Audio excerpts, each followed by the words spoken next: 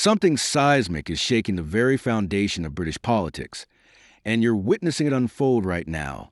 What if I told you that the leader once hailed as Labour's savior is now at the epicenter of a scandal so vast, so poisonous, it threatens not only his career, but the entire future of his party? That's not an exaggeration. This is Keir Starmer's reckoning, and what's happened behind closed doors is wilder than anything his enemies could have scripted. Before we unravel the secrets, make sure you smash that subscribe button. If you want the unfiltered truth, you need to be here. So, how did it come to this? Keir Starmer's rise was built on promises. Integrity, transparency, a clean break from the old politics. But in just 48 hours, the very people who swore loyalty to him have turned into his fiercest critics. Remember those Labour MPs who enforced party discipline, silenced dissent, and closed ranks to protect their leader? They're gone. 43 resignations and counting. The front bench, once a fortress, is now a smoldering ruin. Why?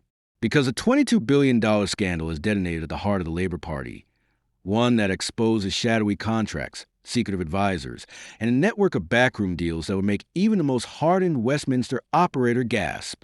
Can you imagine the scale of betrayal required for Labour loyalists to burn their own membership cards in protest? It started as a murmur, a few odd whispers, uneasy glances in Parliament's corridors. Then, like a dam breaking, resignations poured in. Ministers weren't just stepping down. They were unleashing damning allegations backed up by leaked memos and confidential documents. What would you do if you learned your leader was funneling public money into private companies tied to his own inner circle, all while the country struggled? The Shadow Chancellor's resignation speech was like a thunderclap. Accusations of corruption, cover-ups, and a betrayal of public trust. The Shadow Foreign Secretary followed, and by nightfall, Labour's leadership was in freefall. WhatsApp groups erupted in panic. "He's finished," read one message. "If we don't act now, we go down with him." Have you ever seen a political implosion move this quickly? Outside Westminster, the revolt caught fire. Constituency branches, one Starmer's foot soldiers, issued public demands for his resignation. Activists who spent years on the doorstep, rain or shine, now call their own party a cartel. How did a man who promised so much end up at the center of one of the most dramatic meltdowns in British political history? The answer: what was hidden is now exposed. Sources allege Starmer personally greenlit contracts worth billions, bypassing standard procurement rules.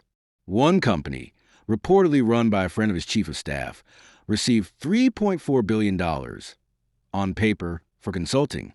But where's the evidence any work was done? Another digital outreach firm pocketed $1.2 billion, yet no campaigns or ads are traceable to their name. Who else benefited from the secret windfall? Then came the press conference. Starmer, visibly rattled, tried to blame the system, but nobody was buying it. Not the public, not the media, and certainly not his own MPs. The most explosive revelation? A covert advisory board of lobbyists and corporate execs was shaping Labour's economic strategy behind the scenes. No mandate, no accountability. This shadow slate steered policy, awarded contract to handpicked firms, and operated entirely in the dark. Is this what democracy looks like, or is it something darker? As more documents leaked, the rebellion snowballed. Over 60 MPs demanded a new leader. Momentum spread beyond Parliament. Major trade unions suspended donations. Hashtags like #StarmerMustGo trended as Labour's moral authority evaporated. Grassroots members canceled subscriptions. Local branches passed motions demanding a leadership contest. And the party's claim to represent the people crumbled. With every hour, more is revealed. Emails show MPs who questioned spending were threatened with deselection. Whistleblowers were silenced. Was this ever about public service, or just power and self-preservation? Now, Starmer's loyalists are fighting back, but the walls are closing in.